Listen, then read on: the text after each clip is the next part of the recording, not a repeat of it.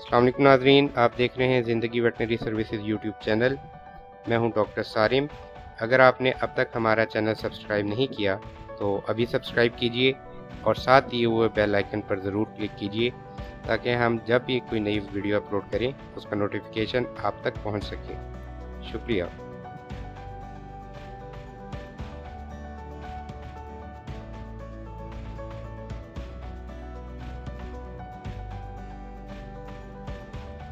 अस्सलाम वालेकुम नाज़रीन, आप देख रहे हैं ज़िंदगी वेटनरी सर्विसेज यूट्यूब चैनल। मैं हूं डॉक्टर सारिम। आज मैं बात करना चाह रहा हूं अलामात पे और बीमारी पे। ये दो जो हैं चीज़ें बड़ी इम्पोर्टेंट हैं और ये हर पेट ऑनर के लिए तो बहुत ज़रूरी हैं और जो लोग फील्ड में काम कर रहे हैं, ख़ास तौर पे जो अभी यंग वेटनेरियन पास आउट होकर फील्ड में जा रहे हैं। एक लेमैन में और एक वेटनेरियन में यही फ़र्क है कि जो लेमैन है ये लेमैन वाली बातें हैं कि जी जानवर को बुखार है और जानवर को नज़ला हुआ है। वेटनेरियन का क्या काम है? वेटनेरियन का काम ये है कि उसको जाके देखे, उसको एक तो साइन सिम्टम्स उसके नोट करे, दूसरा हिस्ट्री ले।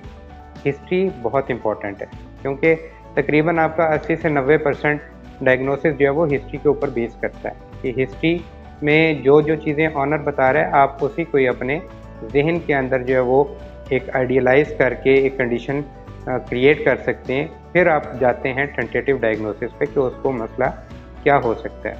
अब एक कॉमन सी एग्जांपल मैं आपको बताता हूँ कि लोग अक्सर आके मुझे कहते हैं कि जी जानवर को बुखार हो गया या जानवर को नज़ला हुआ या परिंदे को बुखार है, परिंदे को नज़ला है। और वो कैसे चेक करते हैं कि जी उसको हाथ लगाया। अब वेटनरी के ग्रेजुएट्स हैं या जो भी मेडिकल ग्रेजुएट्स हैं उनको पता है कि जानवर का जो बॉडी टेम्परेचर है वो हम पे ज़्यादा होता है।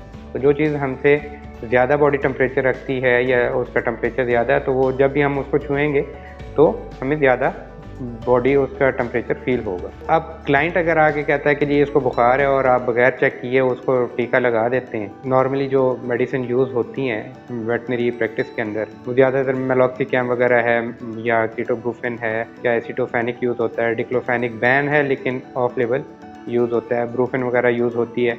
आप बगैर चेक करे अगर उसको लगा देते हैं तो उसका बहुत ज़्यादा साइड इफ़ेक्ट हो सकता है उसको बुखार नहीं था, आपने थोड़ी डोज भी लगा दी और टेम्परेचर उसका सब नॉर्मल हो गया और जानवर उसको फिट्स पड़ने लग जाएंगे, सीजर या एक्सपायर भी हो सकता है। तो कभी भी आपने बगैर चेक किए सिर्फ ऑनर की बात पे नहीं रहना कि जी इसको ये मसला है तो मैं इसको ट्रीट करूँ। हमेशा डॉक्टर्स के लिए सबसे बेसिक चीज़ ये है कि वो अपनी सेटिस्फेक्शन के लिए पहले सारी चीज़ें ऑब्ज़र्व करें।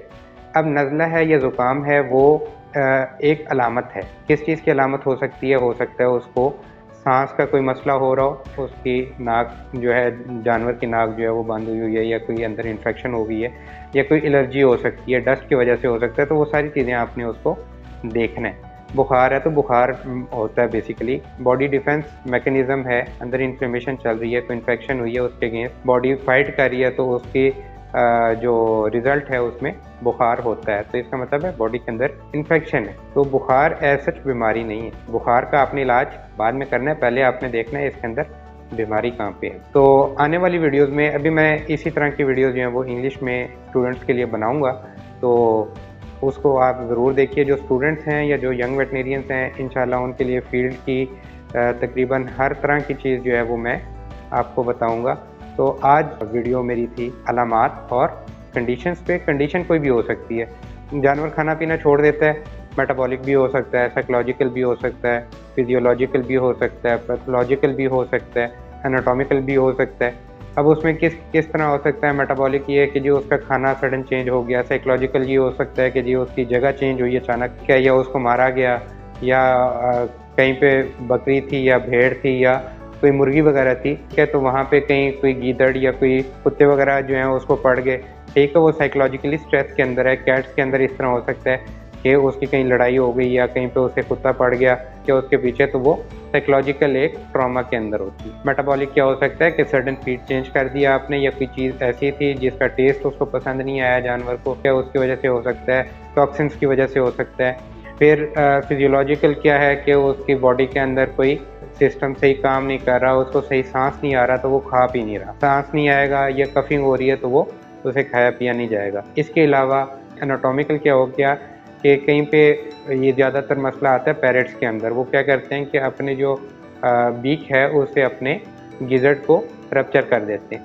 اب وہ گزٹ کو رپچر کر دیں گے تو وہ گزٹ جو ہے ان کا ایک سٹوریج ہے جہاں پہ انہوں نے سارا اپنی جو ہے وہ گرین یا جو چیز بھی کھا رہے ہیں وہاں پہ وہ تھوڑی دیر اسٹور کرنی ہے, اس کے بعد وہ آگے ٹرانسمٹ ہوتا ہے. تو وہ اسٹور ہوتے ہوتے ہی ساری باہر نکل جاتی ہے, تو وہ کھانا پینا ان کے لیے مشکل ہو جاتا ہے. تو ساری چیزیں آپ نے کنسیڈر کرنی ہے کہ کیا مسئلہ ہو سکتا ہے.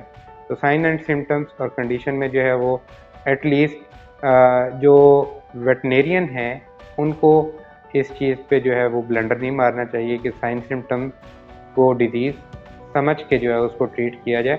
نیکسٹ ویڈیو میں ہم بات کریں گے کہ سائن سمٹمس ڈفرینٹ جو ڈیزیزز کے ہیں وہ ہم منہ سے لے کے ناک سے لے کے دم تک ہر چیز کے بارے میں آپ کو بتاؤں گا کہ سائن سمٹم کون سا ہوگا تو کس کنڈیشن میں کون سا سائن سمٹم آپ کو نظر آئے گا. تو انشاءاللہ یہ کافی لینتھی ہمارا ایک سیریز ہوگی اور یہ اسٹوڈنٹس کے لیے بہت امپورٹنٹ ہوگی. کوشش کروں گا کہ جو ہمارے چھوٹے جانور ہیں یا بڑے جانور ہیں یا پرندے ہیں ان لوگوں کے لیے بھی میں کچھ ویڈیوز اسی طرح کے بناؤں کہ لوگوں کو گھر پہ یہ اندازہ ہو جائے کہ جی یہ سائن سمٹم ہمیں نظر آ رہے ہیں تو یہ بیماری ہو سکتی ہے. کامن ڈیزیزز کے انشاءاللہ وہ میں بناؤں گا. اگر آپ نے میرا چینل سبسکرائب نہیں کیا ابھی تک تو اس کو سبسکرائب کریں, اور اگر آپ نے سبسکرائب کیا ہوا ہے آپ کو ویڈیو اچھی لگی تو لائک کا بٹن دبائیں اور اس کو زیادہ سے زیادہ شیئر کریں, کیونکہ جتنا زیادہ شیئر کریں گے اتنا زیادہ یہ لوگوں کے پاس انفارمیشن جائے گی اور لوگ جو ہے اس سے مستفید ہو سکتے ہیں. اپنا خیال رکھیے گا, ہمارے اس چینل کا بھی. ملتے ہیں اگلی ویڈیو میں, تب تک فی امان اللہ.